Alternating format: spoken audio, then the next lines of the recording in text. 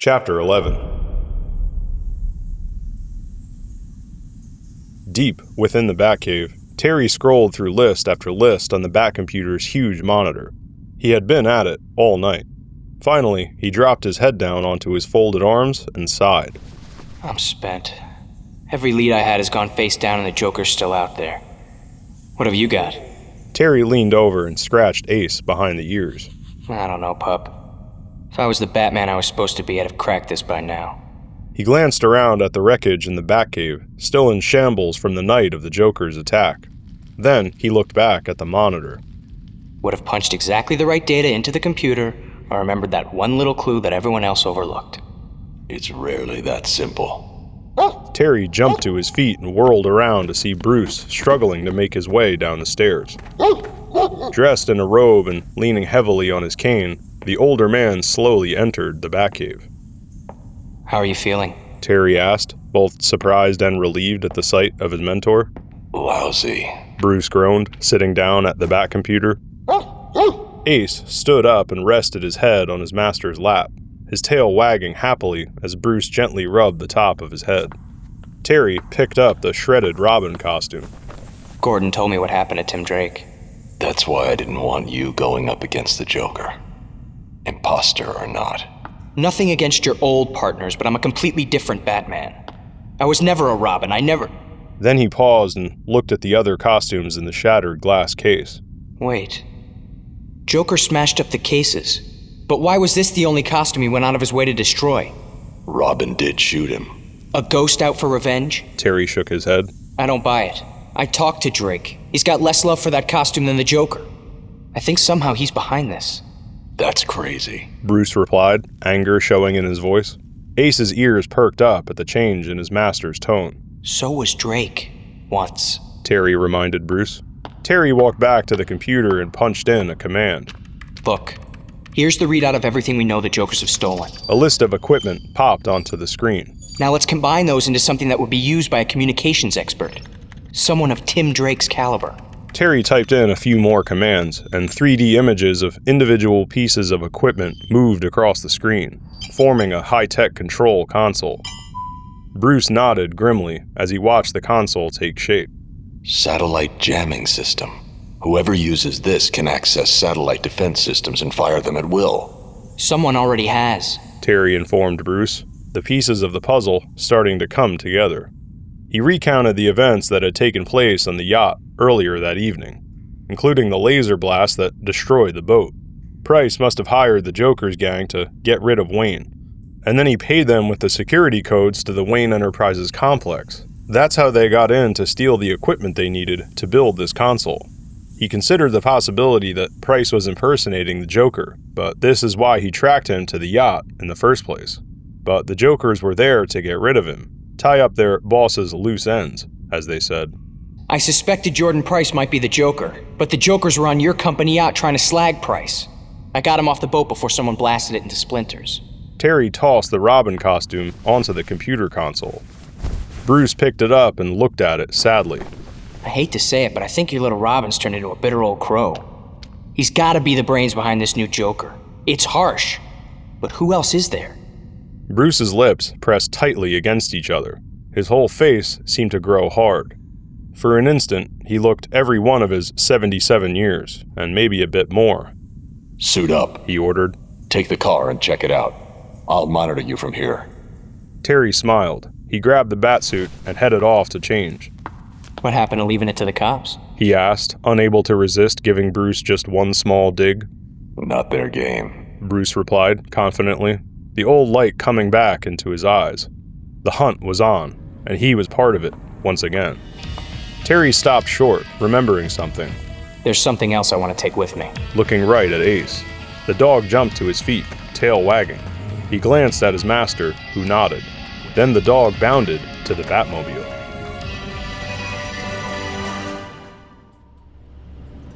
Batman silently pushed the skylight open and stared down at Tim Drake. Drake sat at a computer console in his lab, intently involved in his work. Batman gently glided to the floor. Drake, I know you're the connection to the Joker. Don't pretend you didn't hear me, Batman said as he reached out to grab Drake. but his hand passed right through his body. Hologram. The image vanished. Suddenly, every door and window in the place locked automatically. Batman looked up and saw small laser blasters emerging from openings in the ceiling, all around the room. He was trapped. A wall-sized computer monitor flared to life, and a huge image of the Joker's smiling face filled the screen. You guessed it, Batfake. The disgruntled Mr. Drake is indeed in my employ. It took him a few years, but he finally figured out who ran the real winning team. The Joker's face shrank down while the image of an armored defense satellite floating through space filled the rest of the screen. This is one of Uncle Sam's orbiting defense satellites. Hyperion class, laser-armed. Handy little gadget for shooting down unfriendly missiles or giving someone a world-class hot foot. The image on the monitor changed to a computer simulation of lasers streaking down from the sky, blowing up targets all around the city. When the destruction was complete, Batman saw that the Joker had carved a giant smiley face into Gotham. Think of it as urban tagging on a grand scale, reminding all and sundry that this is Joker territory. Then the Joker's face once again filled the screen. You're welcome to try and stop us, but I'm not taking bets on that happening anytime soon. The screen went blank. Batman dashed to the door. A laser blast grazed his shoulder. He ran to a window, but again the automated targeting system tracked his movements and fired a blast.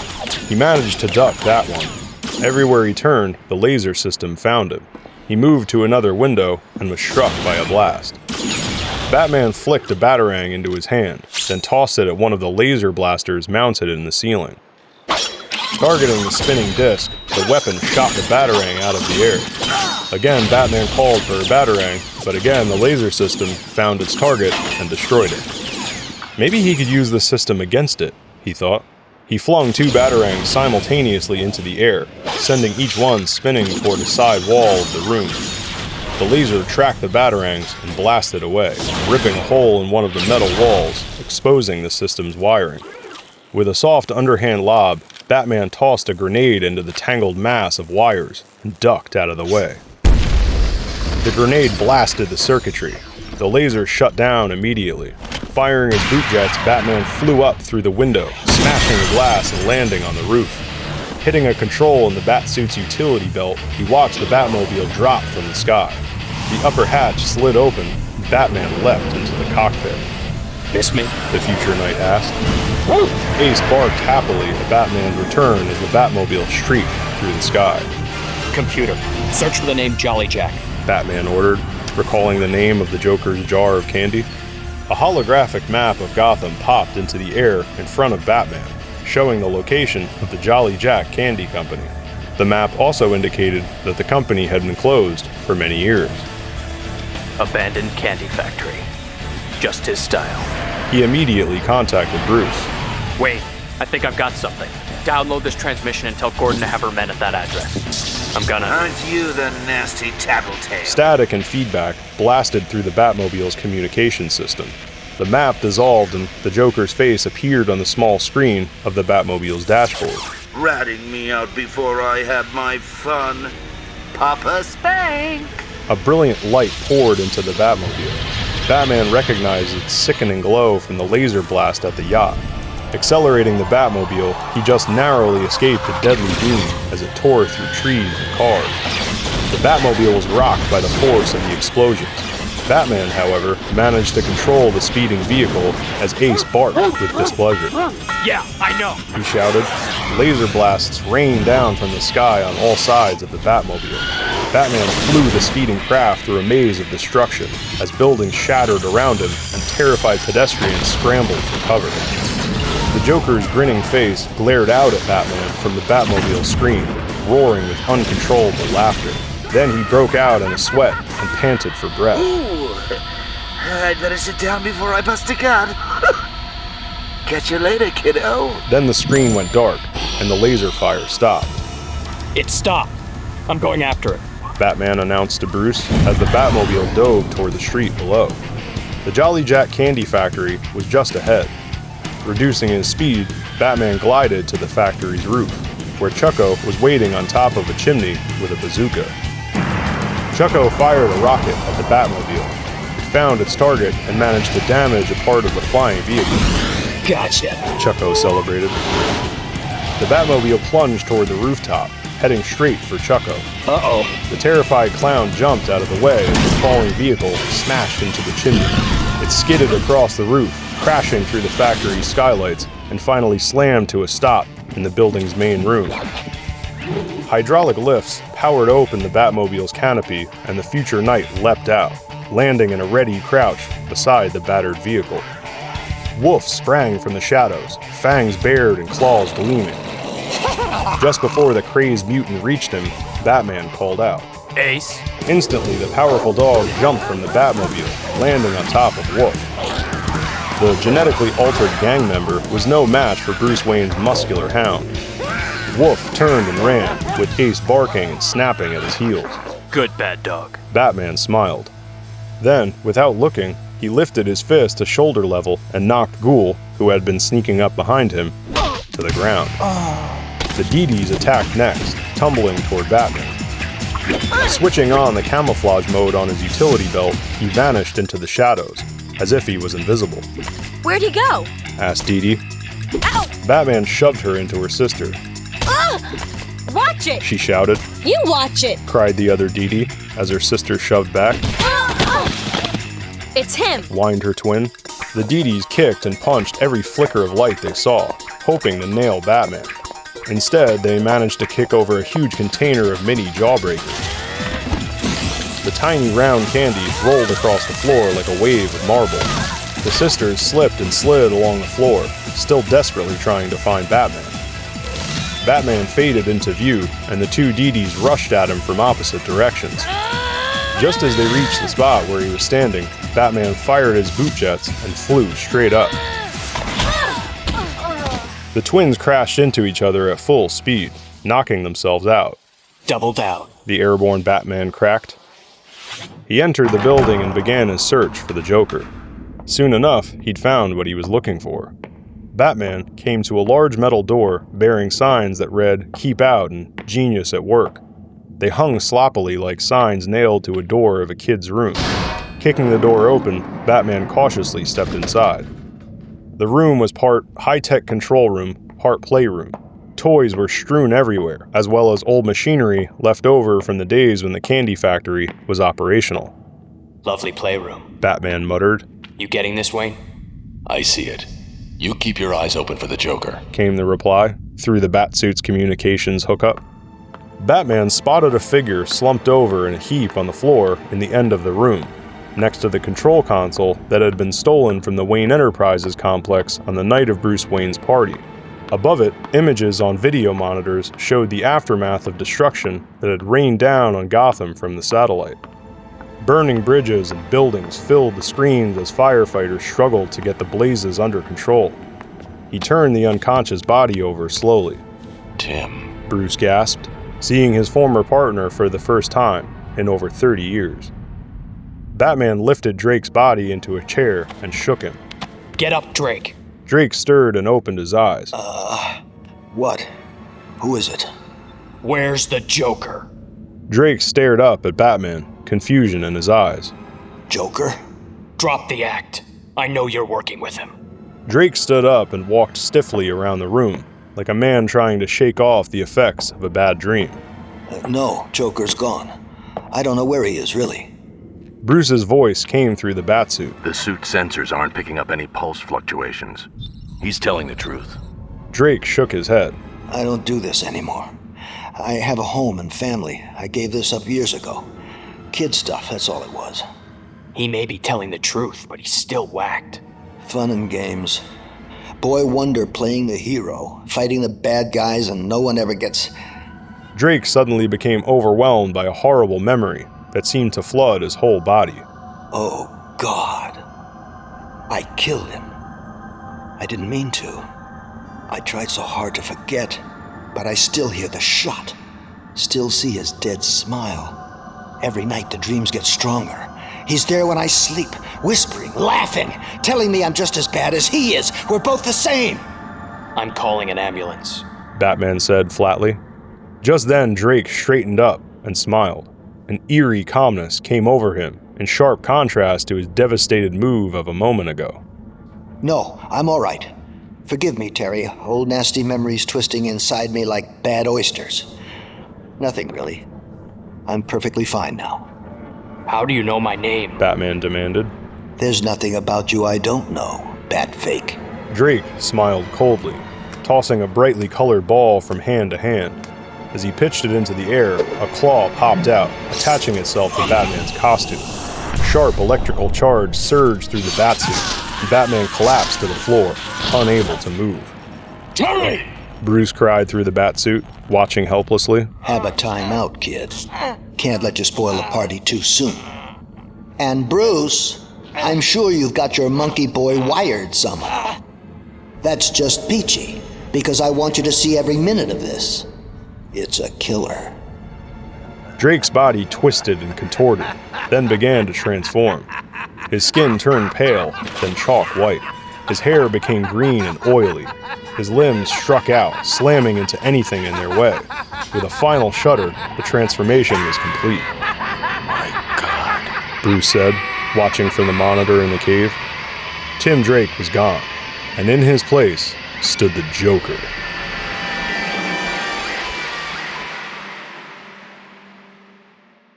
Chapter 12. Oh, I never get tired of that. The Joker smirked. Batman, still unable to move, stared up at the Joker in horror. Drake?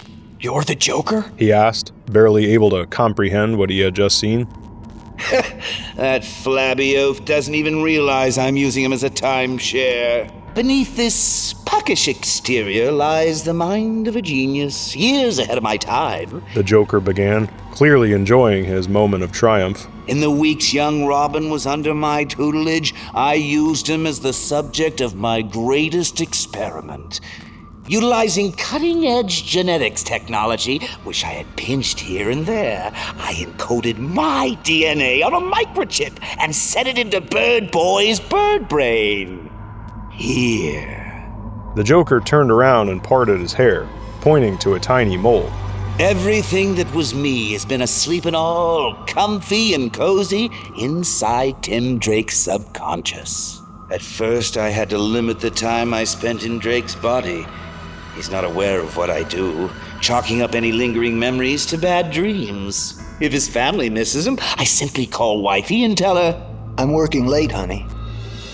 the changes come at will now. And soon I'll be strong enough to live in this body permanently. Batman struggled to make sense of it all as he fought to free his arms from the pulsating claw that kept him immobile. Mr. Che's on the rebound, baby! My comeback party's gonna set the whole town on fire! The Joker pressed a few buttons on his control panel, typing a command. A big modified console started rising from a hole in the roof of the abandoned factory and sent a laser signal through the sky to one of the defense satellites in space, appearing to activate some of the satellite systems. The images on the monitors of Joker's control console changed. One showed the hospital, another pictured Terry's mom and little brother playing in a garden outside their apartment building. So where should I make ground zero? Gotham General, where our hero's dear little Dana is recuperating? Or here, in the happy garden of Mrs. Mary McGinnis? The Joker cooed, pressing another button. I always think it adds resonance to a hero's mission to have some defining element of tragedy in his background, don't you? A third monitor switched to an image of Wayne Manor. But the one and only kickoff point must be stately Wayne Manor. Gone in a flash before Brucey can hobble to safety or mount a rescue. Don't worry, though. I'll be hitting those other spots soon enough. A map of Gotham appeared on a screen. An animated line drew a circle from Wayne Manor around the city. Terry's house and hospital were marked with 2 dots, then a small downward-pointing arc appeared below them. The whole thing formed a giant smiley face, which the Joker apparently planned to carve into the city. The Joker squatted down and grinned right at Batman, sensing that Bruce Wayne was watching his every move. Adios, Brucey. I guess I should salute you as a worthy adversary and all that, but the truth is, I really did hate your guts. What about it, kid? He snarled, directing his question to Batman. Any last words for the old bat fart? Batman's eyes narrowed, and he nodded. Yeah, sick 'em. Ace bolted from the darkness, leaping right at Joker.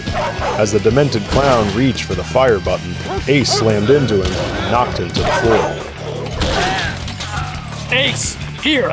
Batman called. Ace ran over to Batman and chomped down on the electrical restraining clamp attached to the batsuit. The device cracked under the pressure of the dog's powerful jaws, then sparked and fell off. Attaboy. Batman scrambled to his feet as Ace leapt at the Joker again. This time, the clown was ready.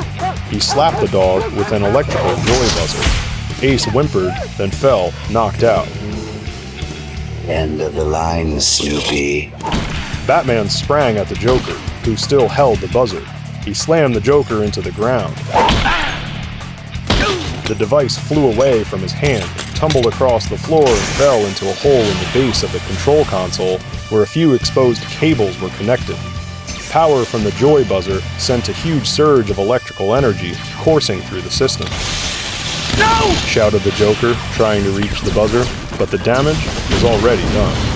Sparks flew from the console. Its programming scrambled, causing the satellite to shift position and begin firing at random. The laser beam instantly struck a warehouse near the candy factory, then moved slowly toward the Joker's lair, seeking the source of its signal. The Joker saw this on his computer monitor. Oh, good. The beam's headed here. Now I'll have to start all over again. Then he shrugged and walked away from Batman. Thanks for wrecking everything, kid. See you around. Batman reached out and grabbed the Joker. Hold it! He ordered. Oh, wise up, Junior. Game's over! I'm taking you in. Right. The Joker replied, slamming an elbow into Batman with the speed that shocked the future knight. Batman crumpled to the ground, clutching his stomach. You're out of your league, McGinnis. I know every trick the original Batman and Robin knew at their peak. The Joker declared, circling Batman. Batman rolled over and sprang to his feet. Maybe, but you don't know a thing about me. He replied fiercely, ignoring the pain. You? What's to know? You're a punk, a rank amateur, a costumed errand boy taking orders from a senile old man. Still, if it's a whoopin' you're a wantin'. Batman turned and ran toward the door. The Joker laughed. That's right. Better to run and save yourself. It's about your speed. Batman closed the massive door shut and broke off the lever controlling it, so no one can get in or out. Let's dance, bozo. Batman dove at the Joker, knocking him to the ground. But the Joker was fast and strong. He tossed Batman away, then pounced on top of him. It seemed that for every blow Batman landed, the Joker landed too. Batman finally broke away. Diving behind a table, he whispered into his costume's headset. He's tough. Any suggestions, boss? Joker's vain and likes to talk. He'll try to distract you, but don't listen. Block it out and power on through. Bruce's voice came back. Wait, I like to talk too, Batman said. While Batman and the Joker battled, the Jokers gathered in the factory's main room. Dee Dee pointed to a window. A brilliant glow from outside poured into the factory. Ghoul also saw the laser coming their way and started yelling. The Jokers dashed outside, where Commissioner Gordon and a squad of her police officers were already waiting. The policemen handcuffed the Jokers, then led them into a waiting hover cruiser. Back in the Joker's playroom, Batman changed his strategy. The future knight ducked a karate blow, then kneed the Joker in the stomach. What are you doing? The Joker gasped in shock. Fighting dirty. Batman replied. The real Batman would never... Batman slammed the Joker in the stomach again. Told you didn't know me. The glow outside grew brighter, the laser inching ever closer as the Joker swung at Batman. Funny guy. The Joker hissed. Can't say the same for you. Batman taunted, ducking away from the Joker's blows. The Joker's smile disappeared, replaced by a scowl. Impudent brat. He shouted, clearly shaken. Who do you think you're talking to? Not a comedian, I'll tell you that. Batman shot back. Shut your mouth! The Joker screamed as he started rummaging under a pile of toys laying around on a nearby table, pulled up a weapon, and aimed it at Batman. The future Knight activated his boot jets and zoomed up to the rafters, just missing the Joker's first shot. The real Batman never talked to you much, did he? Batman said, tossing a batarang down, which knocked the weapon from the Joker's hand. That's probably why you were so fixated on him. Don't play psychoanalyst with me, boy! The Joker replied, nervously.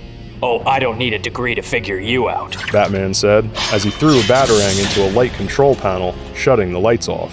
The real reason you kept coming back was you never got a laugh out of the old man. I'm not hearing this! Get a clue, Clowny. Batman called down from the darkness above. He's got no sense of humor. He wouldn't know a good joke if it bit him in the cape. Not that you ever had a good joke. Shut up! Shut up! The Joker yelled. He ran to the door and tried to pull it open, but it was still shut. Batman's mocking voice filled the room. I mean, joy buzzers, squirting flowers, lay. Where's the A material? Make a face, drop your pants, something. The Joker spun around, hatred glowing in his eyes. He looked up, trying to spot the shadowy figure taunting him. Show yourself! He demanded, his voice crazed. Batman's laughter drifted down from the darkness. You make me laugh, but only because I think you're kind of pathetic. Stop that! Batman leapt from one section of the rafters to another, flitting across the room like a shadow. Again, he laughed, this time even harder and louder. So you fell in a tank of acid, got your skin bleached, then decided to become a supervillain. What? You couldn't get work as a rodeo clown? Don't you dare laugh at me! The Joker raced to his work table and grabbed a handful of grenades. Batman's hearty laugh echoed around the cavernous room. Why? I thought the Joker always wanted to make Batman laugh. You're not Batman! The Joker raged, tossing grenades wildly into the darkness. The grenades exploded around the room. Huge chunks of wall, ceiling, and glass shattered and crashed to the floor. The impact of the explosions knocked Batman from his hiding place among the rafters, and he hit the ground with a thud. Before Batman could get to his feet, the Joker spotted him and tossed a grenade in his direction. Batman tried to roll out of the way, but the grenade went off. The force of the explosion slammed Batman into a wall. He crumpled in a heap, groaning and struggling for breath. The Joker grabbed a work table and flipped it over onto Batman's sprawling body. Then he pulled the mask off Terry's face. Come on, McGinnis! Laugh it up now, you miserable little punk! Laugh! Terry's mouth opened, as if he was trying to speak. The Joker leaned closer. I can't hear you! Terry opened his clenched fist to reveal the Joker's electric hand buzzer, which the demented clown had tossed away earlier. Ha! Ha! Terry said, and slapped the buzzer onto the back of Joker's head, right on the mole. A massive burst of electrical power crackled through the buzzer and into the Joker's skull, destroying the DNA microchip. The Joker screamed, his body twisting and shuddering. His face softened. The madness left his eyes. With a final, choking gasp, he fell silent, slumping to the floor. Batman slipped his mask back on, then pushed the table off. He leaned over the Joker's limp body and looked into the gentle eyes and exhausted face of Tim Drake. Easy, I've got you. Batman said softly, and helped Drake to his feet. Glancing out a window, Batman saw the giant blue beam, causing a shriek of explosions, getting closer and closer to the factory. Summoning whatever strength he had left, Drake threw an arm over Batman's shoulder. Then, the future Knight helped him toward the exit. Ace, now recovered from his electric shock, barked loudly and scratched at the locked door. Way ahead of you, mutt, said Batman, lifting one of Joker's smiley face grenades and threw it at one of the walls. The three of them jumped through the opening when the laser struck the candy factory, tearing a gaping hole in the roof. Debris rained down on the escaping duo. Batman shielded Drake as best he could, as pieces of the ceiling tumbled onto them. The Batsuit protected them from the chunks of plaster as they hurried toward the factory's exit.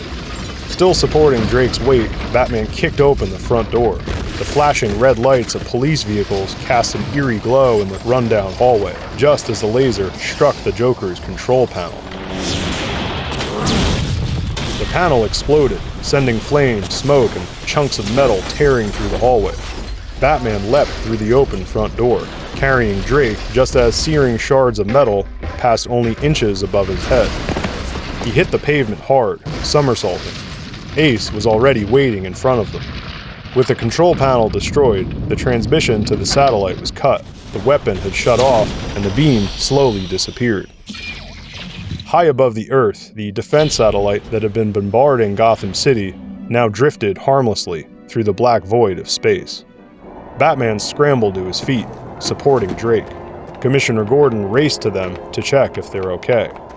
Batman nodded, handed over Tim to a paramedic, and the emergency crew helped Drake onto a stretcher. Seconds later, Commissioner Gordon turned to ask Batman a question, but the future night was already gone, slipping back into the night's comforting cloak of darkness.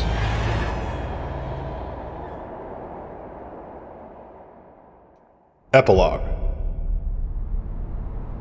At a Gotham City jail, the defeated Jokers, Chucko, Ghoul, and Wolf, who was now wearing a dog muzzle strapped to his mouth, languished in a cell. In the next cell sat the Didi sisters. A female officer opened the cell and approached the girls, accompanied by an angry elderly woman. Delia and Deidre Dennis? The officer began reading from a clipboard. Your grandmother has paid your bail and you're being released into her custody pending your trial. Oh, Said one of the girls. joy. Continued the other, reacting with sour scowls to the news. You rotten little scamps! Their grandmother angrily shook her cane at them as the girls sullenly shuffled out. I struggled to make a good home for you, and this is the thanks I get! She yelled, whacking both of them on the butts with the cane. They shouted, while the old woman continued. Break a grandmother's heart! I hope they throw the book at you! Oh, shut up, Nana Harley. Replied one of the girls.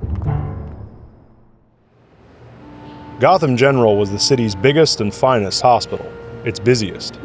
Doctors moved deliberately from room to room, making their rounds. Nurses hooked up IVs and checked monitoring equipment, keeping track of their patients. Concerned friends and relatives gathered in waiting rooms, comforting and supporting one another. In a private room on the 4th floor, Tim Drake rested comfortably. The back and sides of his head were covered in bandages. His face looked tired, but it was also serene for the first time in many years. An attractive gray-haired visitor sat near the edge of the bed and gently held his hand. You didn't have to cover up for me, Barbara. Drake said. The Joker's gone, Tim. You were just along for the ride. Barbara Gordon replied, affectionately. A knock came at the door. Then a handsome teenager appeared. How you doing, Mr. Drake? He asked. Barbara stood up. Tim, this is Terry McGinnis. She said, gesturing to the young man. Drake stared curiously at Terry. We met the other night. Terry explained, raising his eyebrows in a knowing way. We did? Drake began, sitting up in bed. Oh, I owe you big time. Forget it. For what it's worth, Bruce couldn't have chosen anyone better to put on the mask. Terry smiled and shook Drake's hand. Coming from you, that means everything. Drake nodded and settled back into his bed. Sometimes the important things go unsaid, he stated, exhaustion and a bit of regret coloring his voice. If there's one thing I've learned, you've got to appreciate the people in your life while you have the chance. Barbara leaned over and took Drake's hand again. She smiled sadly, knowing exactly what he meant. Not everyone is capable of expressing that, Tim, no matter how much they might feel it in their heart. I know. As Terry was leaving, he saw Bruce coming toward the room. What are you doing here? It's where I should be. Bruce Wayne replied, his cane grasped firmly in his right hand. He prepared to enter the room, but stopped and looked back. Terry, I've been thinking about something you once told me. And you were wrong. It's not Batman that makes you worthwhile. It's the other way around. Never tell yourself anything different. Terry smiled at his mentor. Thanks. Bruce opened the door and slowly crossed the room to Tim's bedside. Hello, Tim, he said warmly. Tim Drake looked up at the man who had meant so much to him so long ago, and the gulf between them, widened by a 35-year separation, vanished. Hi, old man, he replied, extending his hand. Bruce took it, then grasped his shoulder. Terry knew it was time to leave. He quietly backed out, leaving Bruce, Tim, and Barbara Gordon alone. There was a lot of history between them and lots to catch up on. Moving quickly down the hospital hallway, he made his way to Dana's room. His heart beat a bit more quickly, as it always did when he thought about seeing her. Standing in the darkness on the edge of a tall building, wearing the batsuit but unmasked, Terry silently reflected on the city and the path he had chosen as its protector. At this point in his life, Terry knew that he had a handle on being Batman, but he also knew that he still needed to work on being Terry McGinnis, boyfriend, son, and brother. Everything in good time, he remembered his father saying. The true meaning of those words had never been clearer. He pulled his mask on and leapt into the night sky, flying high above the city.